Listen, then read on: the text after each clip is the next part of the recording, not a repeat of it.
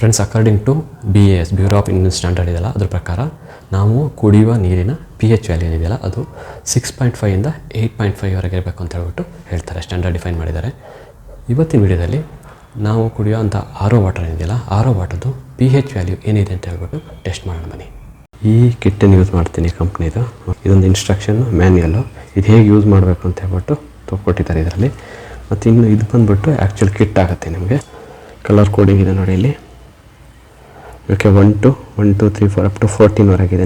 7 ಒಳಗಡೆ ಬಂದರೆ okay value, ಅದನ್ನು ಅಸಿಡಿಕ್ ಅಂತ ಹೇಳ್ಬಿಟ್ಟು ಕರೀತಾರೆ. 7 ಮೇಲ್ಗಡೆ ಬಂದರೆ 7 to up to 14 ಬಂದರೆ ಏನು ಹೇಳ್ತಾರೆ ಅಂತಂದರೆ ಅದನ್ನು ನಿಮಗೆ ಅಲ್ಕಲೈನ್ ಅಂತ ಹೇಳ್ಬಿಟ್ಟು ಕರೀತಾರೆ ಫ್ರೆಂಡ್ಸ್. ಲಿಟ್ಮಸ್ ಪೇಪರ್ ಅಂತಾರಲ್ಲ, ಲಿಟ್ಮಸ್ ಪೇಪರ್ದು ಸ್ಟ್ರಿಪ್. ಓಕೆ, ಇದನ್ನು ಯೂಸ್ ಮಾಡ್ಕೊಂಡೆ ನಾವು ಆ್ಯಕ್ಚುಲಿ ಟೆಸ್ಟಿಂಗು ಮಾಡಬೇಕು ಫ್ರೆಂಡ್ಸ್. RO ವಾಟ್ರು ತೊಗೊಳ್ತಾ ಇದ್ದೀನಿ.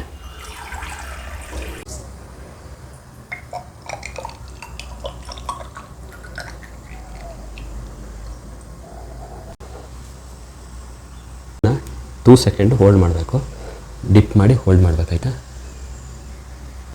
1 2 ಆಮೇಲೆ ನೋಡಿ ಈ ಥರ ಆಗಿದೆ. ಈಗ ನಾನು 10 ಸೆಕೆಂಡು ವೆಯ್ಟ್ ಮಾಡಬೇಕು.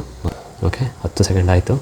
ಸೊ ಇವಾಗ ನೋಡ್ಬೋದು ಕಲ್ಲರು ಎಡ್ಜಲ್ಲಿ ಹೆಂಗಿದೆ, ನನ್ನ ಫಿಂಗರ್ ಟಿಪ್ಸಲ್ಲಿ ಯಾವ ಥರ ಕಾಣಿಸ್ತದೆ, ಚೇಂಜ್ ಆಗಿದೆ ಕಲರು. ಇವಾಗ ಇದನ್ನು ಹೋಲ್ಡ್ ಮಾಡಿ ನೋಡೋಣ ಯಾವುದಕ್ಕೆ ಕರೆಕ್ಟಾಗಿದೆ ಅಂತೇಳಿ, ಮ್ಯಾಚ್ ಆಗುತ್ತೆ ಅಂತೇಳಿ. ಆಲ್ಮೋಸ್ಟ್ 7ಗೆ ಮ್ಯಾಚ್ ಆದಂಗೆ ಆಗುತ್ತೆ ನೋಡಿ. ಅಂದರೆ ಇದು RO ವಾಟರು ಅಸಿಡಿಕ್ಕೂ ಇಲ್ಲ, ಅಲ್ಕಲೈನೂ ಇಲ್ಲ, ನ್ಯೂಟ್ರಲ್ ಆಗಿದೆ ಅಂತ ಹೇಳ್ಬಿಟ್ಟು ಈ ಟೆಸ್ಟಿಂದ ಗೊತ್ತಾಗುತ್ತೆ ಫ್ರೆಂಡ್ಸ್.